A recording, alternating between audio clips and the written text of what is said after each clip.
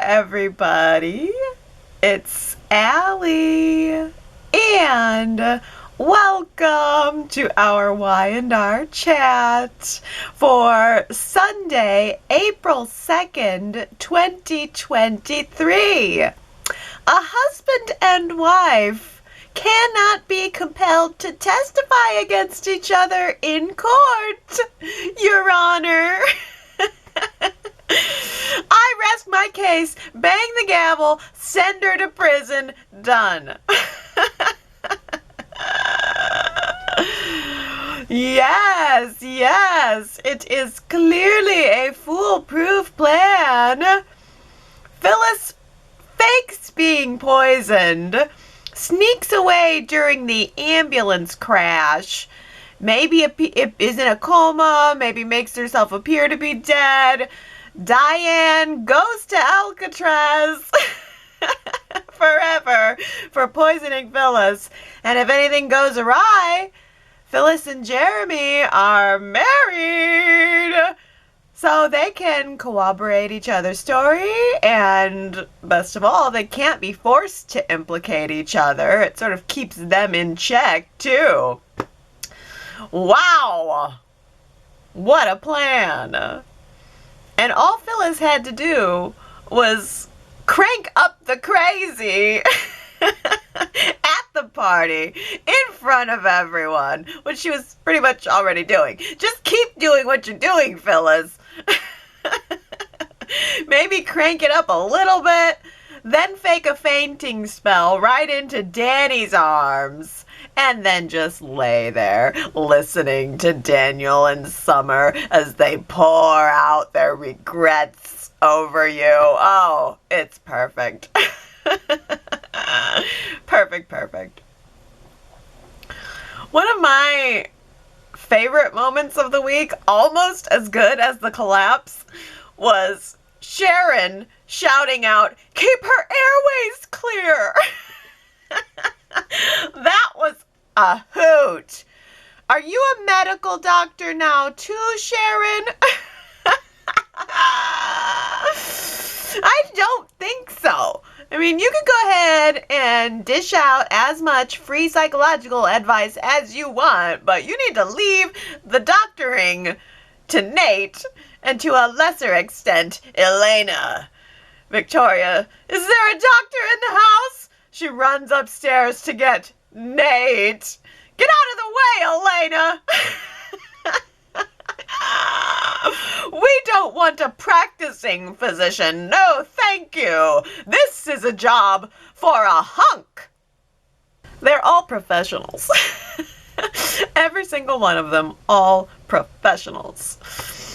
The paramedics got Phyllis on the gurney and then stood there. Not moving her, not getting her to the hospital. They just stood back and let the drama unfold around the dying person. Thank you for your service, paramedics. The paramedics in Genoa City know what's up. We don't need to move the patient. We need to stand around and let the drama be happening around the patient, and then maybe later we'll get her to the hospital.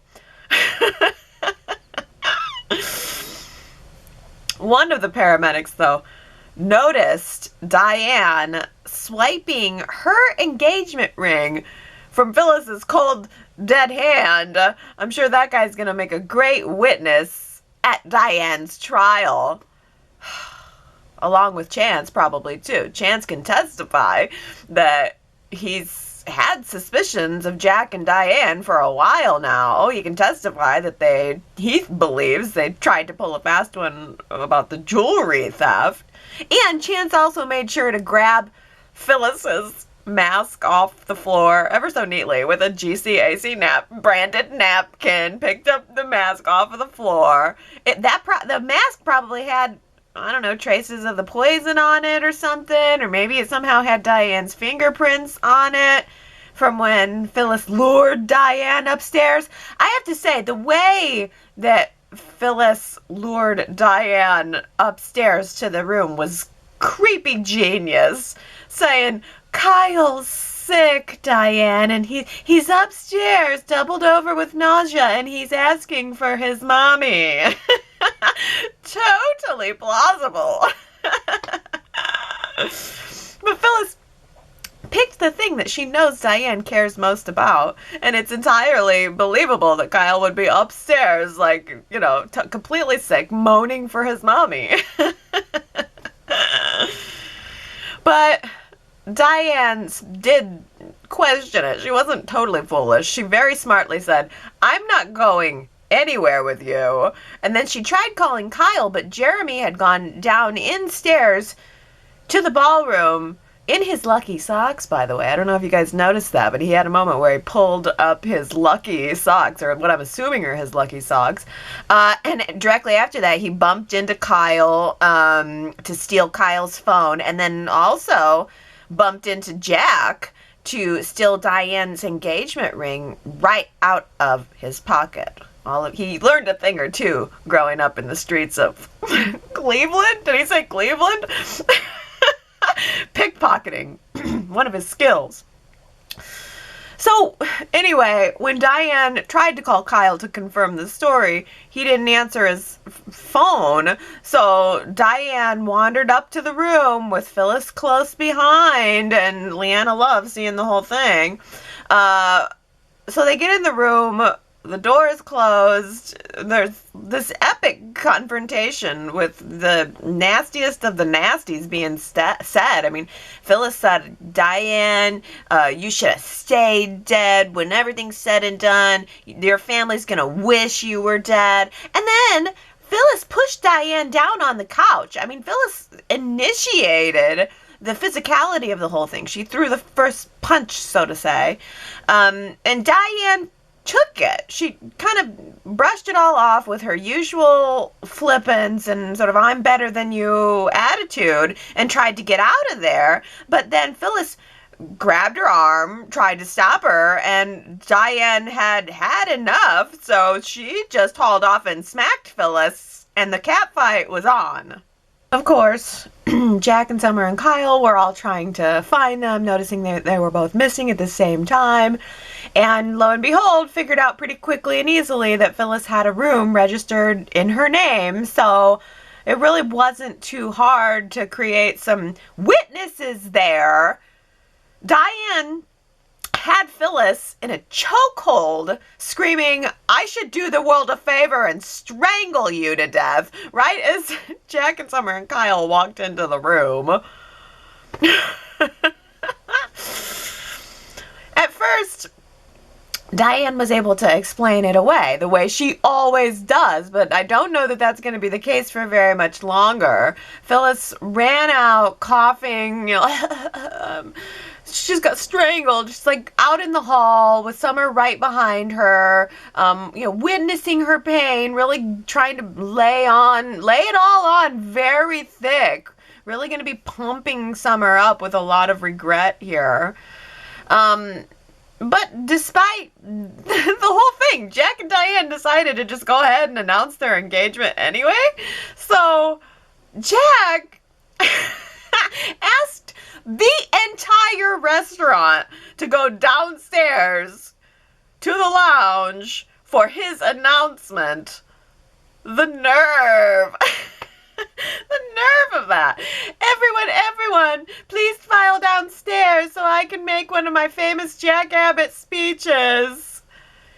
He tried to make it about Genoa City at first, but it very quickly became all about him. And I did love it, though. I loved everything he said. I loved the reference to our classic Midwestern kindness and hard work. I'm Midwestern, so I'll take that. And I'll take all of the stank faces in the crowd when he announced that he and Diane were engaged and they were going to be married. I thought it was all very entertaining. Victor and Nikki sat there judgmentally looking at Diane and Jack as if they haven't made plenty of marriage mistakes on their own. And then Ashley, this was a great reaction. Ashley said that hearing this news made her feel sick, so Tucker rushed her right out of the party. They went back to the Abbott house, and Tucker says, you know what the best form of revenge would be? Is if we got married too. Oh my gosh, I want that. I want that. But I want it slower so I can savor it. I mean, Ashley and Tucker have slowly become the hottest couple on the show, I think. And I love the idea of Ashley and Tucker stealing Diane and Jack's thunder with an engagement announcement. Just doing it out of spite. Spite is so entertaining to watch. Spite with an undercurrent of sexy. Carry me away. I'm surprised that Ashley didn't come right out and ask Tucker if he was sleeping with Audra, because I think she picked up on the vibe. Maybe she just didn't want to know.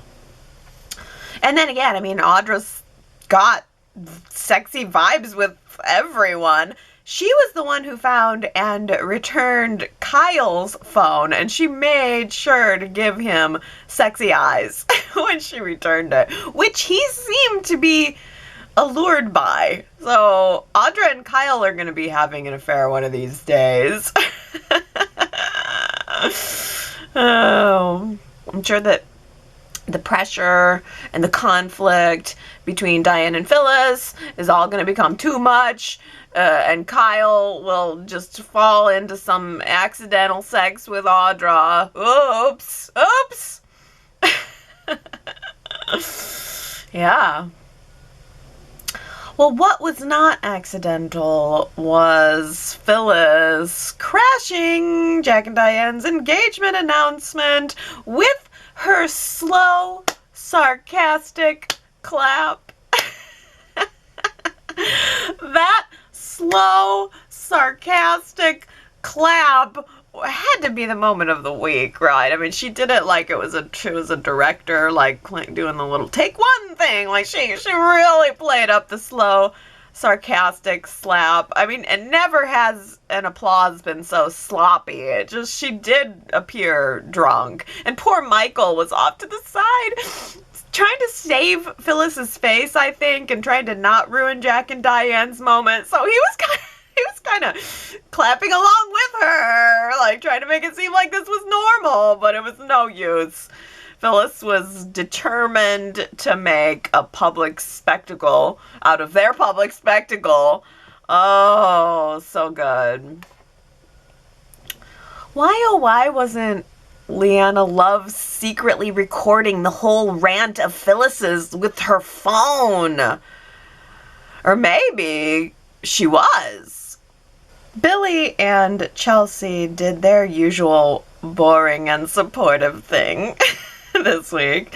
Billy reassuring Chelsea that she belongs at this party, she can do it.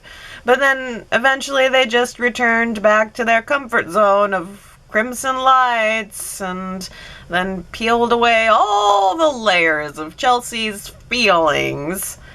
And then they had a kiss. And I'm just wondering this week if you guys are feeling the Billy and Chelsea chemistry. I think that's a decent poll question for you. So go to yrchat.com if you have an opinion on Billy and Chelsea and their relationship and the chemistry between them and the kiss. And do you feel it?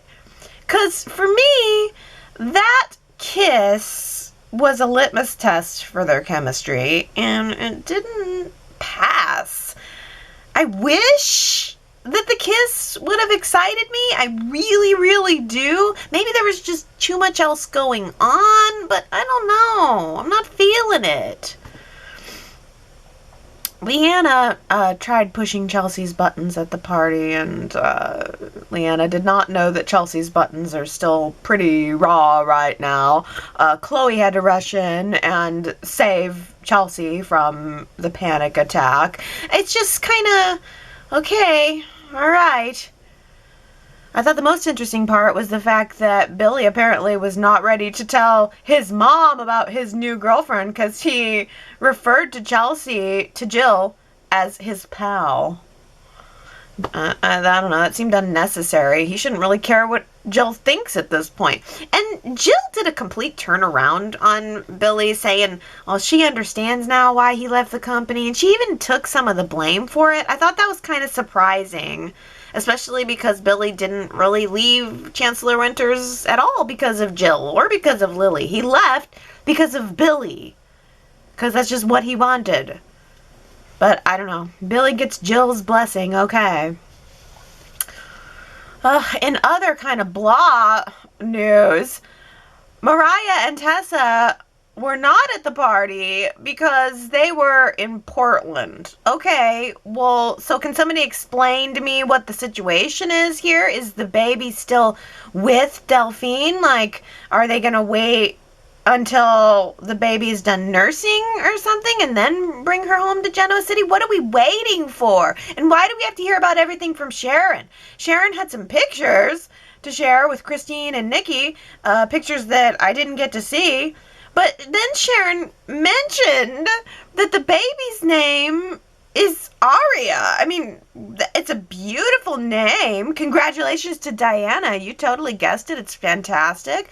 But I just can't help but feel like Mariah and Tessa should have been there to announce it. And there should have been at least a little bit of fanfare around it. Not just a casual mention from Grandma Sharon. I don't know. I'm left wanting.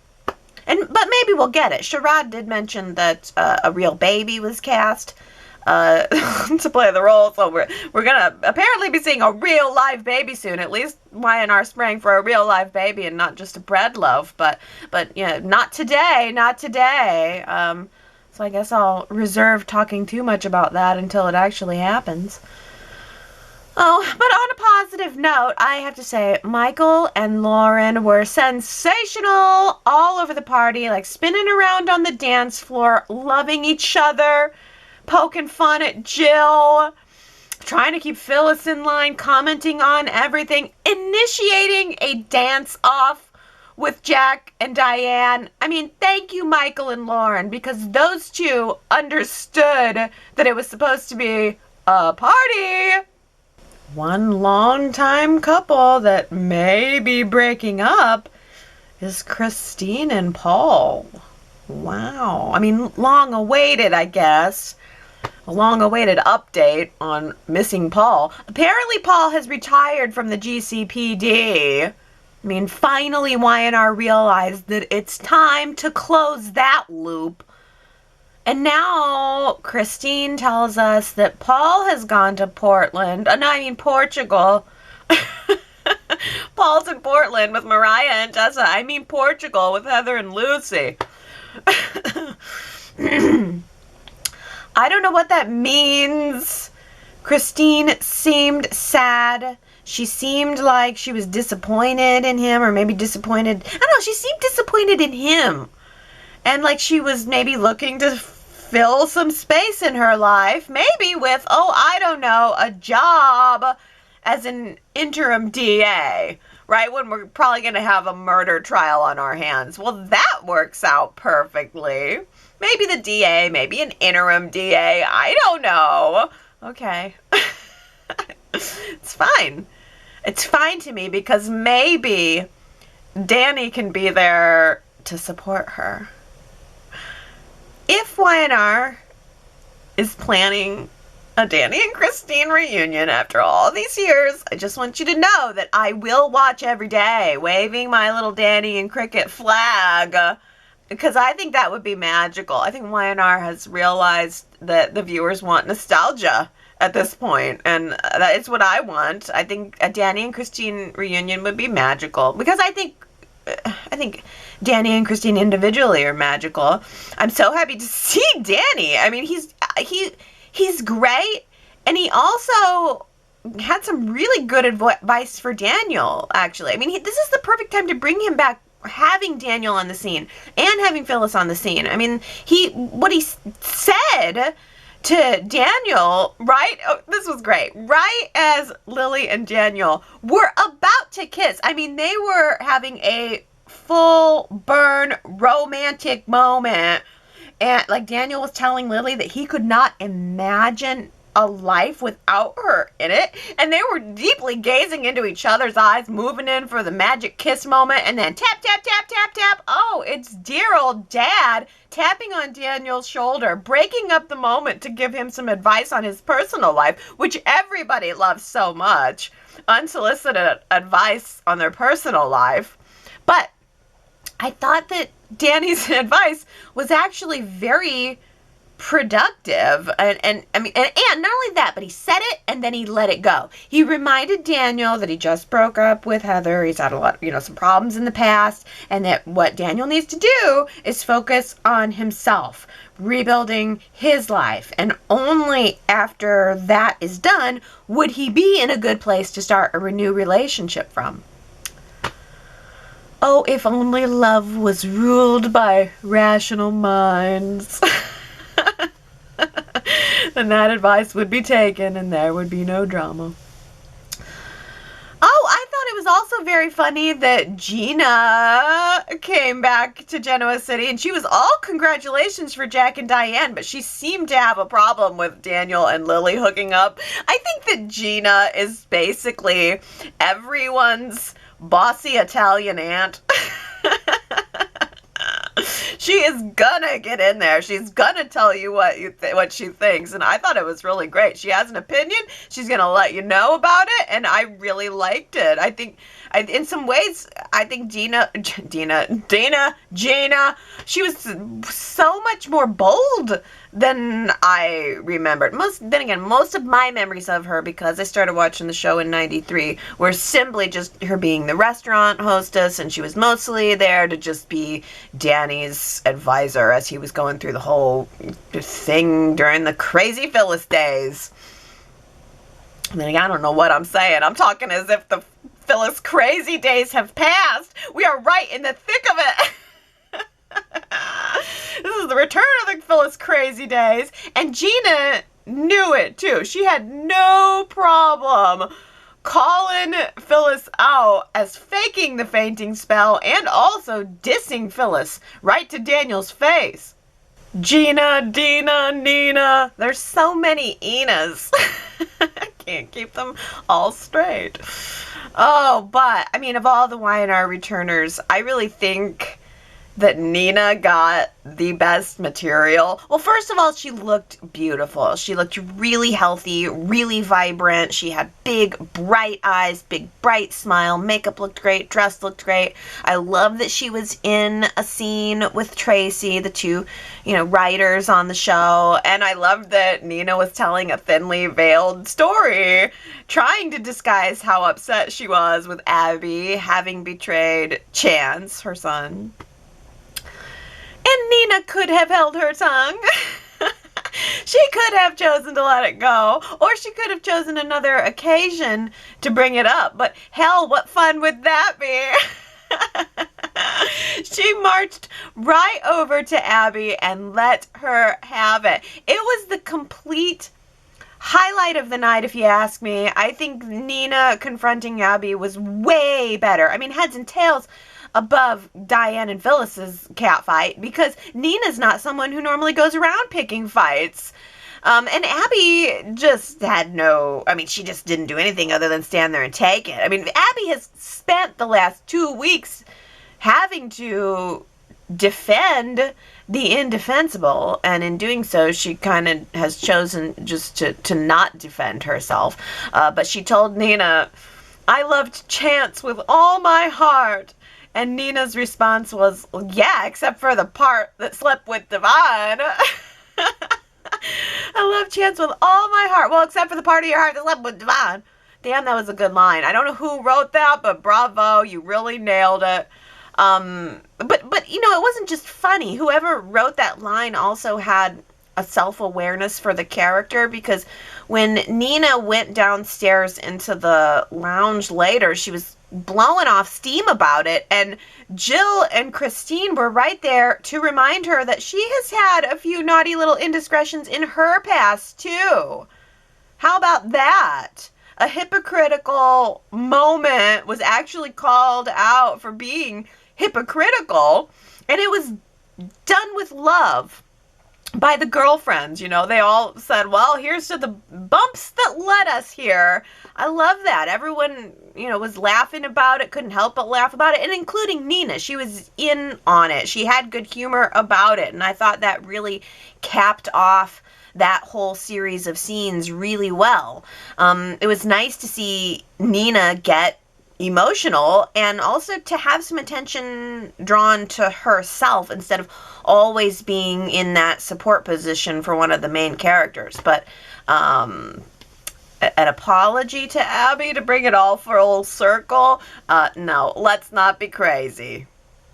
Neil got a lot of attention at this party, and I really loved the moment where Lily and Devon were looking up at Neil's portrait, and Lily asked Devon, what do you think Dad would say if he was here right now?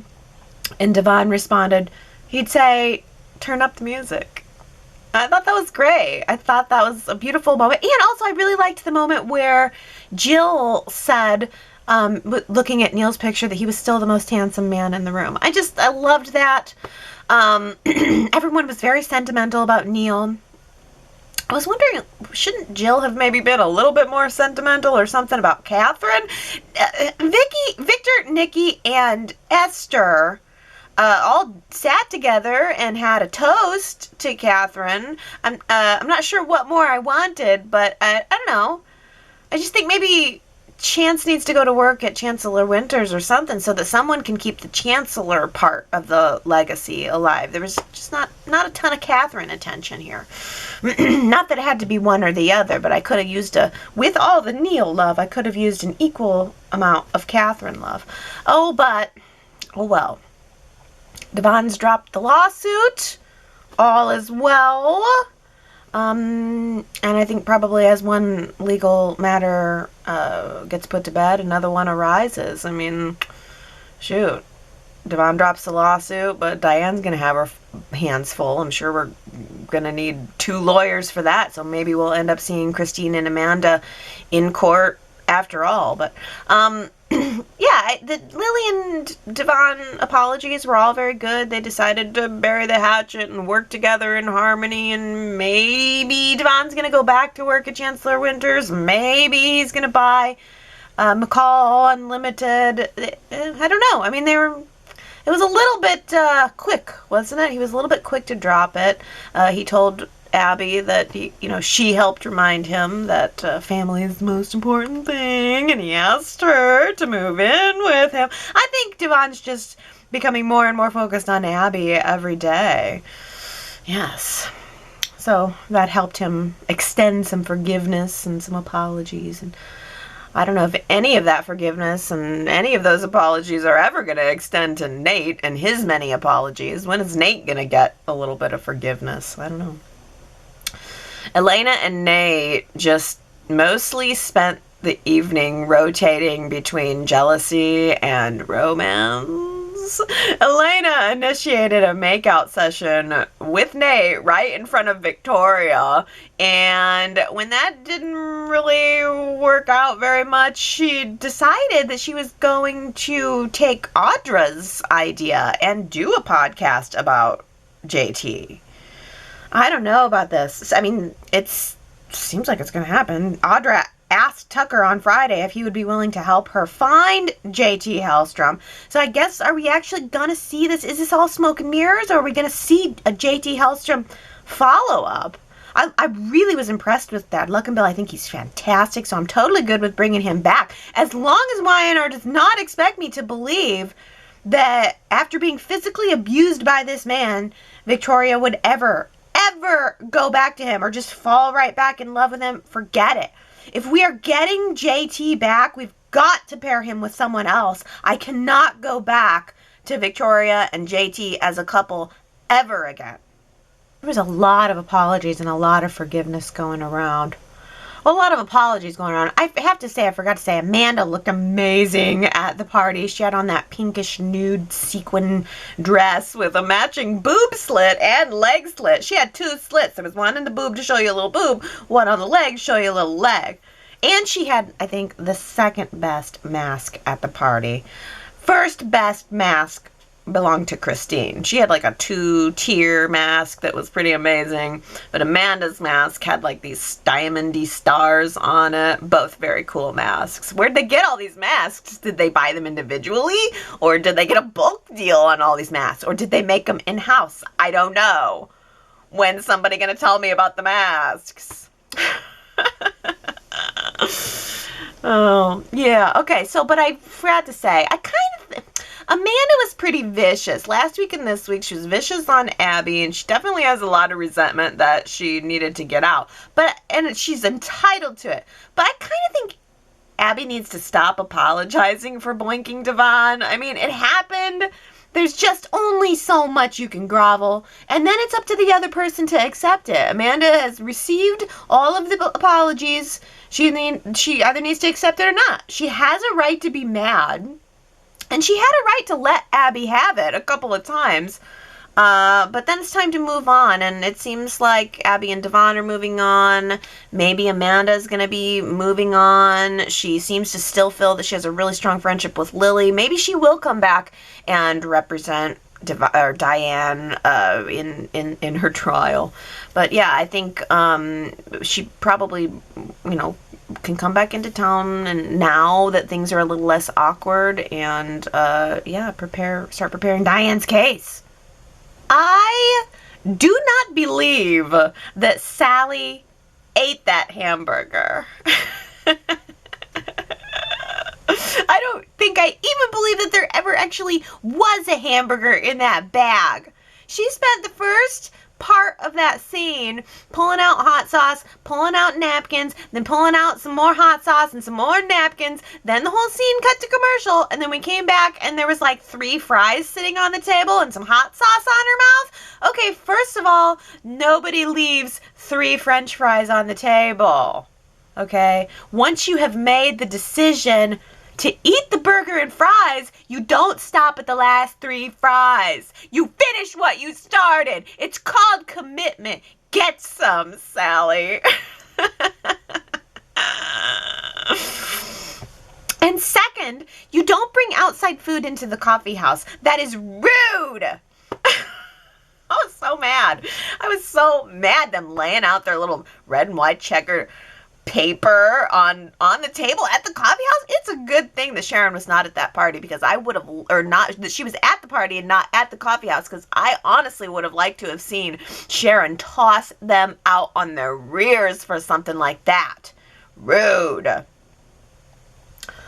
I guess I'm just Team Sharon when it comes right down to it. Would it have been too much to ask for Sharon to get a little lovin' at this party? It was clear that Sharon was feeling fun and flirty, and she had no one to dance with. I mean, Sharon and Adam spent the whole night not dancing with each other. Why? Why could they not at least have danced with each other? Adam just went back and forth between watching Victor and Victoria or watching Nick and Sally, and Sharon said she was kind of hoping to see Chance, and I'm pretty sure that she'll be there to help him with his case. Along with pretending to be a doctor, I'm sure Sharon will all of a sudden start to pretend that she's a cop now, too. Well, she was married to a cop, so I think that qualifies her as a cop technically in this town. But honestly, I'd rather see Adam and Sharon than Adam and Chance. I don't know, but Adam wasn't having it. Sharon was like extra bubbly. A stolen side kiss would have been easily attainable, but Adam chose to ditch Sharon when he saw that Nick and Sally ditched the party. I mean, I can see why Adam's enthralled with her. I did get a better look at Sally's dress in that gorgeous deep red, and she looked especially beautiful with the hot sauce on her mouth. That seemed appropriate too, like hot sauce Spectra, hot Sally Spectra, red sauce, hot sauce. Yeah, I mean, it's all there. And yet here we are. I liked when Sally invited Adam to sit down with her and Nick and share some burgers and fries, to make things less awkward, as if that's possible. I don't know, I just kind of almost like the idea of all 3 of them, like, picnicking together in the park this summer. But then actual Summer called Nick and he had to rush off, leaving Adam and Sally alone to love each other, but not admit it. Wouldn't you know it, a charming little spot on the map grew up to be Genoa City. That was our quote from last week. It turns out it was kind of a hard one. The answer's Diane. Diane was talking to Jack right before the gala. I think, they were getting excited for it. And she said, who would have thought it, charming little spot on the map grew up to be Genoa City. Well, congratulations to Ron, Henry, Daisy, Victoria, good old Marky, and Brittany. You guys guessed it. Here's our new quote for the week. Tell me if you think you know who said this. Love wins and let nothing stand in its way. Love wins and let nothing stand in its way. Who said it? If you think you know, you can go to yrchat.com to leave your guess. And if you get it right, I think this is going to be a hard one, but if you get it right, I will give you your shout out during next week's Y&R Chat. Oh, you guys, I had so many comments to look through this week, so I'm just scraping the surface of them all, but I gotta say this from Kamna, who gave us some random thoughts for the week. On lipstick. Can I get Sally's cheeseburger proof brand? On sequins, thank you, Y&R. Mission accomplished. On chemistry, more Tashley, please. That's Tucker and Ashley. And on being fabulous, Leanna Love, who needs a date when all of GC's gossip is your lover? On heartwarming, Adam nudging Sharon about Chance. I like him and Sharon as friends.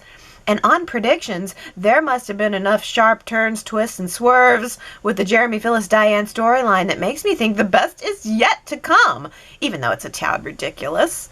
The acting with these two has been phenomenal, and Jeremy is the villain we've been waiting for since Ashland died.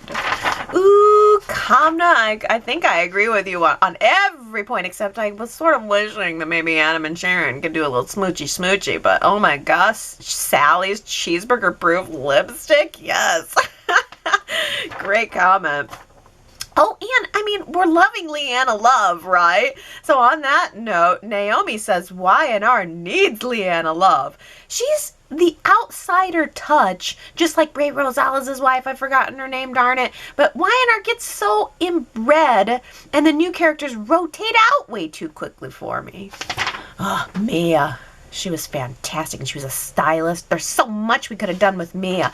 But Leanna Love, as a real gossip columnist, could add a lot of spice, even just on a recurring basis. We haven't seen her in a decade. It would be nice if we could see her maybe a couple times a year. That would add a lot of spice to the show. But I love what you're honing in on is the fact that she's an outsider. Yes.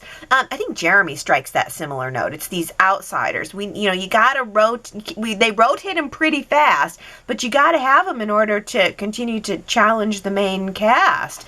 But yeah, I agree. It's so inbred is a really good way to put it, and I think Leanna fits that bill. Astra says Leanna and Audra should team up and form the Busybody Club. I thought Leanna was hilarious, being so nosy and everyone telling her to buzz off. Yeah, one by one, everybody was just like, ugh, can it, Leanna? And she took it so well. Her comedy's so good. Sue W. says, Leanna Love was so hilarious during the Phyllis has collapsed scenes.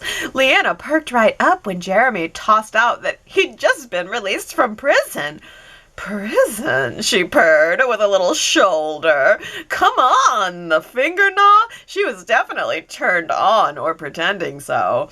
It almost seemed from today's show that she and Jeremy and Phyllis by default may be in cahoots.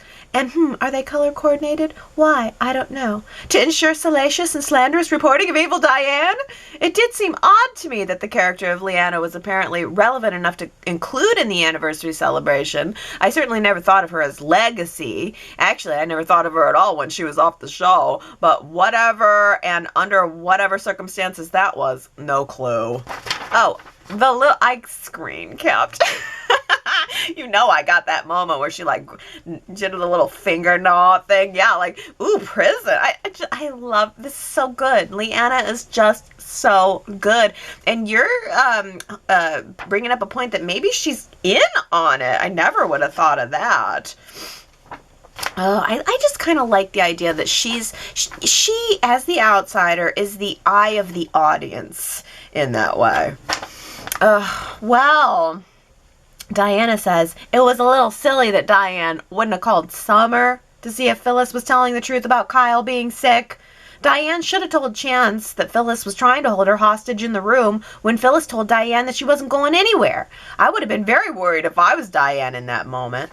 Oh, yeah. You know what? The other thing, though, is Leanna did see Diane go up the stairs first, and then Phyllis go up after her, right? And she definitely saw it, so I'm kind of wondering if Leanna could end up becoming a valuable witness in all of this. It almost seems slated that we're going to see her again. Daisy says, I would have loved to see Jeremy Stark hold Kyle's head, and Kyle starts swinging at him as Jeremy tells his story to everyone around. That would have cracked me up.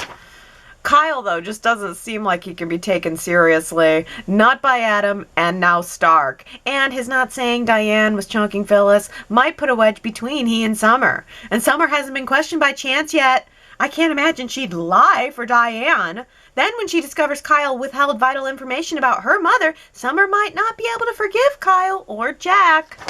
Yeah, I think we've been signaled to the big crack that's coming between Kyle and Summer in that Audra scene. That's where, and that's where we, I think, got our first big indicator that, oh, Kyle and Summer, they're over, and it's over this. Ellen says, if I were Diane, I would go back to California and sell real estate. Genoa Junction just isn't worth all the haters and nastiness. If Jack, Kyle, and Harrison wanted to visit my beautiful coastal home with private tennis court, they would always be welcome. Tennis, anyone? That sounds lovely. Can I play tennis with you, Ellen? I play pickleball. But there's a lot of tennis players that play pickleball, and it's such a fascinating sport. My daughter took tennis lessons last year. I love the idea of being like this coastal palatial estate in California with private tennis court. Diane Jenks. Look, we gotta have outfits. We'll have cute tennis wear, and then we'll just play tennis all with, Jack can come, and this is the life Diane really should have. But she could take Jack with her. Jack doesn't need this hassle either. They could both go somewhere else and just enjoy the easy ride. But Jack has got roots down in that Abbott house. He ain't going nowhere. Oh, well, Victoria says, what a shocker. I did not see this coming. Phyllis and Jeremy are married. So far, we've had 3 marriage proposals. Phyllis, Diane, and Ashley. Each one is meant to shock the other. Hope all of this commitment leads to great storylines. Yeah, 3, right? Phyllis and Jeremy, Diane and Jack, Ashley and Tucker. And they're all meant to shock the other. And it is so ironic that Jack is standing there going, how could you trick Phyllis into marrying you, Jeremy? When it's like the same thing that Phyllis has been saying to Jack and Diane. The irony is right there, and I think it's meant to be. I like it. Which of these weddings will actually ever pan out? We don't know.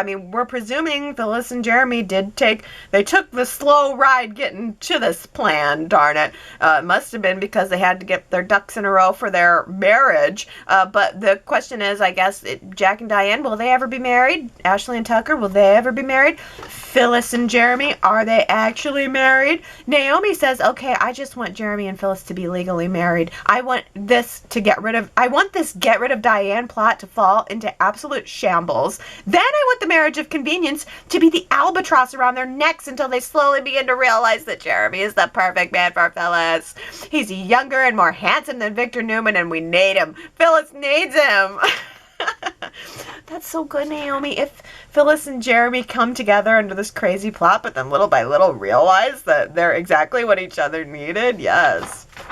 I just feel doubtful that we're going to get to keep Jeremy. Somehow I feel like he's doomed. And Daisy says, I wonder if Phyllis thought she'd been taken directly to the hospital, but then Jeremy had another plan, which was to have his henchmen run the ambulance off the road. And that would give more time for the injuries Phyllis sustained by Diane choking her to kill her. Jeremy's revenge is not just to land Diane in prison, but to land her in prison for the rest of her life. And Phyllis is just a necessary casualty to him. Ooh, they did have that moment, though, last week where it almost seemed like Phyllis was playing him or letting him think that she was attracted to him or something. So the thing that would foil that idea is if there was actually feelings developing between them. But I think you're absolutely right that at this point there's really no indication that it's anything more than just a partnership of convenience. And there's no real reason why Jeremy needs to keep Phyllis around after the job is done. But speaking of Victor, Kayla Rose says, where did Victor disappear to, I wonder? He'll be in the know before the audience. Yep. And Naomi says another possibility is that Victor knows guys all over town and they intervened. And Phyllis is being held captive in Victor's basement. I hope Phyllis likes rats for breakfast. Isn't that what Victor fed to his last captive in the basement? Yeah, Phyllis is in Victor's basement right now being fed rats. Oh! Victoria says, I think Victor did. This is one instance where the security team did their job and found out what was going on for him. Not sure what Victor's going to do with the information, but he may help Phyllis. That's a good question. So if Victor did suspiciously leave, I didn't really even zero in on that, but of course you savvy viewers did. And the question is, if Victor did intervene, on whose behalf would he want to? It doesn't seem like he would really want to help Phyllis or Diane. Tina B says, I can't rattle on about other storylines and Cajun food without mentioning Michelle Stafford's incredible performance this week. She literally came unglued before my eyes.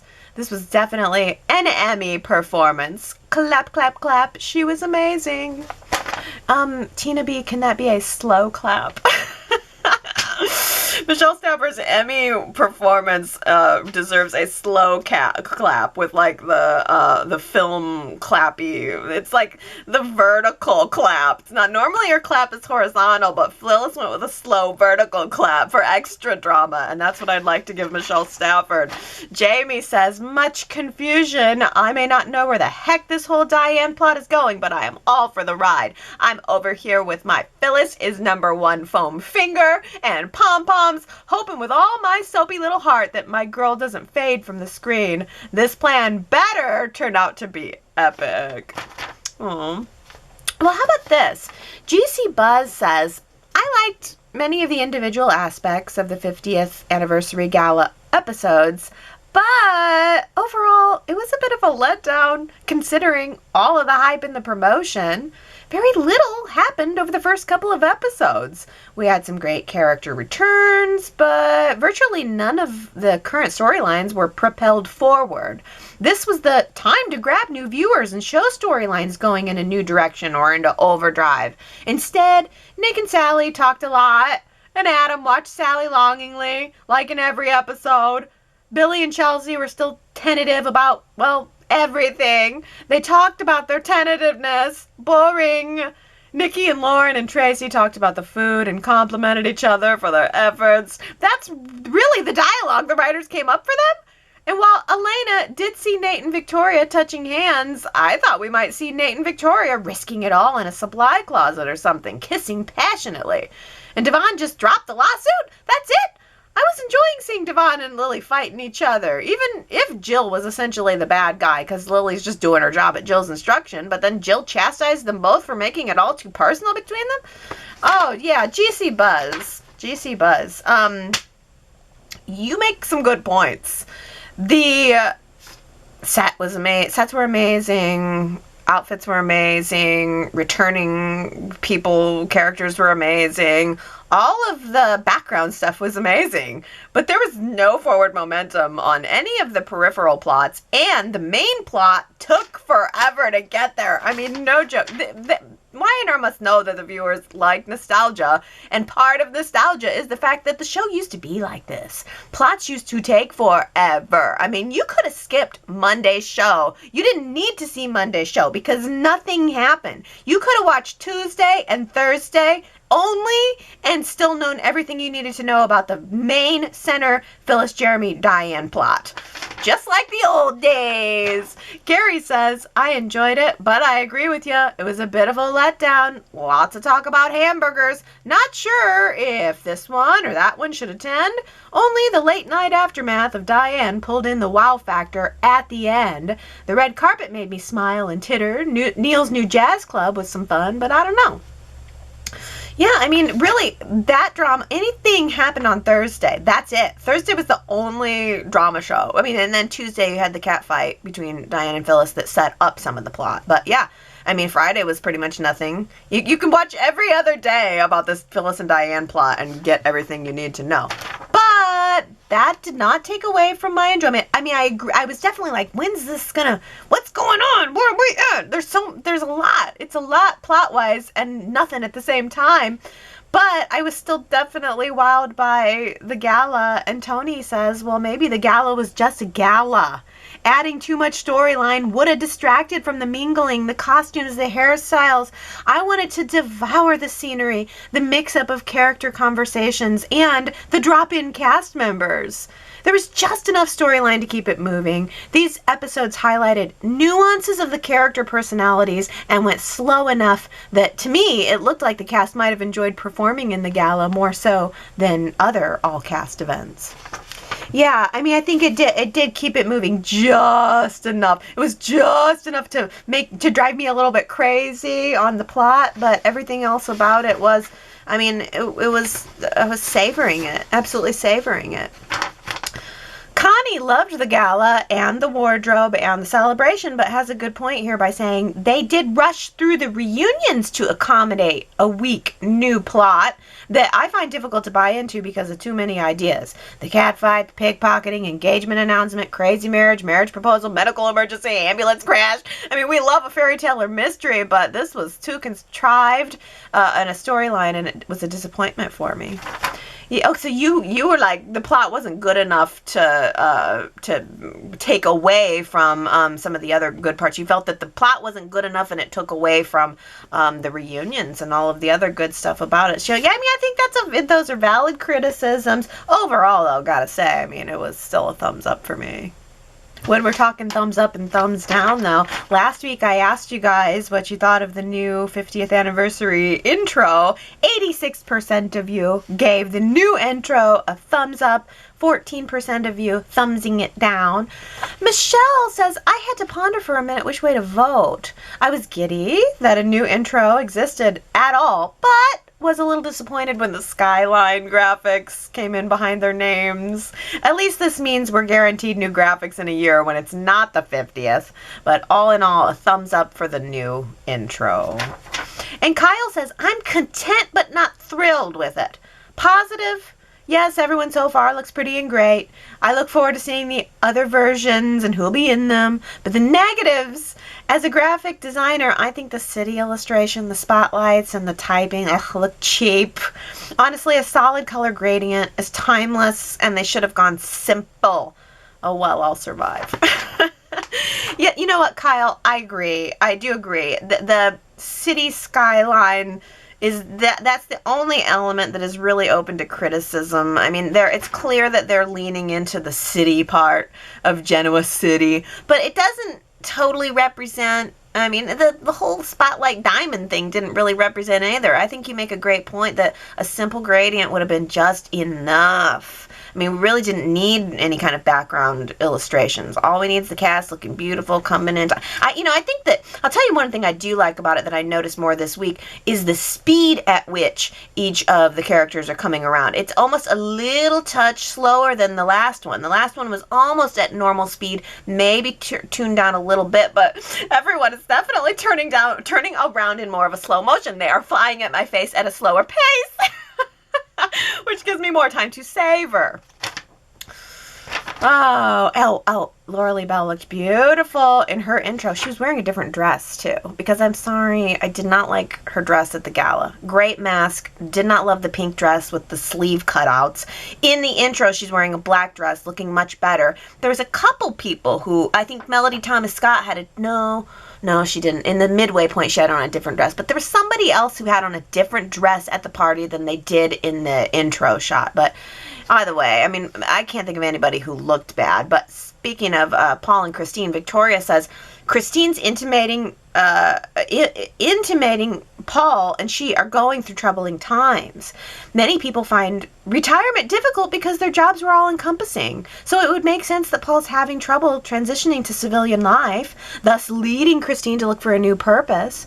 The 50th may have given Laura Lee Bell the motivation to be on Y&R more often and to stay connected to her parents' show. That would be great. I think so too. I get the feeling she's going to be coming back for at least, I don't feel like this was a one-time stop by the fact that they indicated she and Paul seemed to be having problems, and then she said she was thinking about taking a job as the DA. I think maybe you're right that Laura Lee Bell is maybe wanting to feel more connected to Y&R at this momentous milestone. So, hey, good for us. Oh, and about Nina, Robbie says, Trisha Cast always kills it. She comes back every few years and always makes it count with just a handful of lines. Yeah, she makes it count. But she had more than a handful of lines. This was a pretty good amount of dialogue. This was actually a little bit of a mini story for her. She had a freaking opinion and she was gonna give it. And it wasn't just, oh, let me listen to you, honey. It was, listen to me, honey. And I liked that. Sharita says, Amanda's snark and advice were a bit over the top. I personally never felt like she and Devon were that in love or committed to one another. Honestly, if they were, he would not have just volunteered his sperm to Abby with no thought of him and Amanda having their own child. Equally, Amanda did not seem that unsettled by his gesture of playing daddy and insta-family with Abby. I feel like once Amanda found her real family, she was over being all about Devon. For whatever reason, even though it was the same actress and actor, they had no real chemistry with her as far as the character of Amanda. I wish they would have just kept Amanda with Billy. It almost seemed like they were teasing Amanda and Billy again right before Michelle Morgan left the show. But yeah, I don't think we ever got off the ground with Devon and Amanda the way we thought we were going to. I think Y&R put Amanda with Devon because it made sense. I mean, Hillary and Devon were so explosive together, but yeah, maybe we didn't ever really get there. And I would have liked to have seen Amanda maybe having some more insecurities around Abby, and maybe that would have made the story hit home a little more for me. But Sherrod liked Amanda's chance to bite back to Devon and Abby, saying sometimes people that feel entitled, like Abby and Devon, who believe they can do whatever they want and be damn with anybody else, need to be put in their place and shown otherwise. So yeah, I mean, Amanda got her chance. She got her chance to put him in her place, and it seems like maybe she said it and she's over it now. We'll see. I bet you she will come back for something legally with Diane. Bet you. Lily will recommend her, and Jack knows her, right? Or maybe that was Hillary. Yeah, Jack had a relationship with Hillary, but and she was Phyllis's best friend, right? Or, so we're told. So I could see, but I don't know. Would Amanda, she seems like she would more want vengeance for Phyllis and want to prosecute Diane. So who knows? I feel like we're going to get Amanda and Christine on the either side. It just depends on who's going to take what. Oh, well. Ellen says, and I knew you were going to say this, and I was hoping you were going to say this. Ellen says, they got a 2-for-1 deal on the Red Velvet Broadway usher jackets with matching bow ties.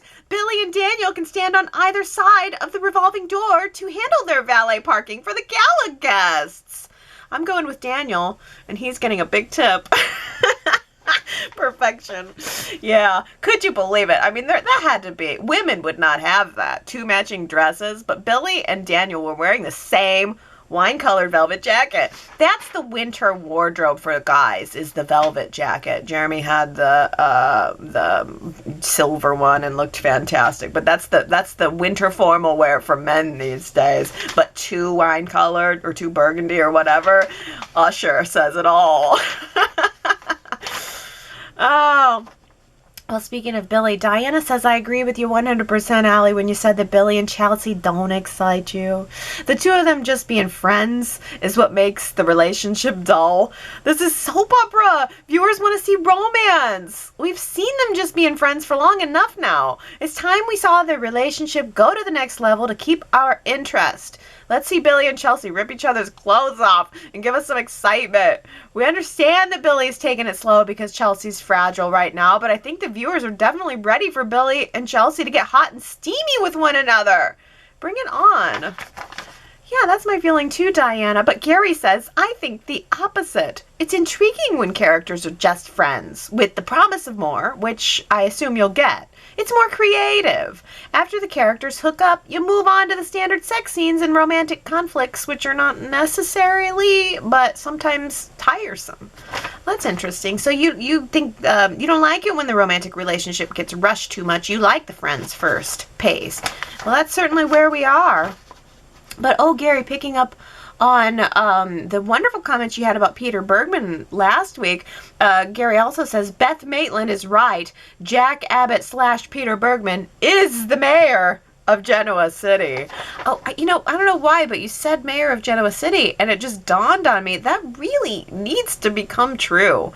I mean, Jack's going to have his wonderful whirlwind romance with Diane, and I am all for it. But maybe when that's done, he could run for mayor. He ran for senator against Nikki, and I can't remember which of them won or lost. Or I'm sure they both must have lost. I don't know. But maybe we could just set the bar a little more local and make him the official Genoa City mayor after this. I think that it would be interesting, too, because it would put him in some jams.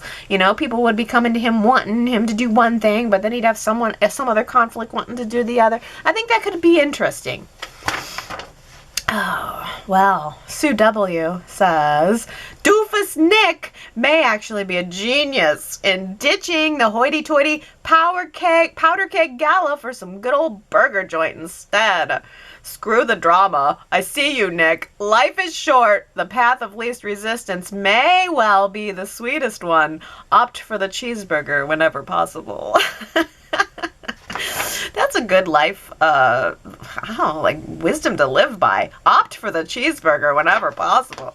Oh, but Sue W. also says, I know many viewers are enchanted with all things Adam, and I like him well enough, but nonetheless, it was juvenile and creepy that he followed Nick and Sally from the gala, concerned for her and the baby's welfare.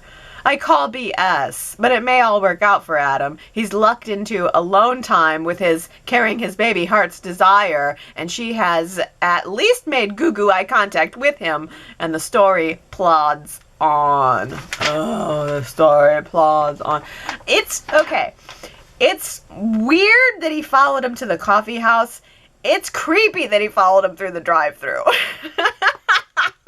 Just imagine that moment. I mean, did he go through the drive-thru right behind them, or did he just park off in the parking lot and watch them go through the drive-thru? Either way, yeah, it's that's funny because I didn't think of it at the time, but that's a little more than concern, don't you think?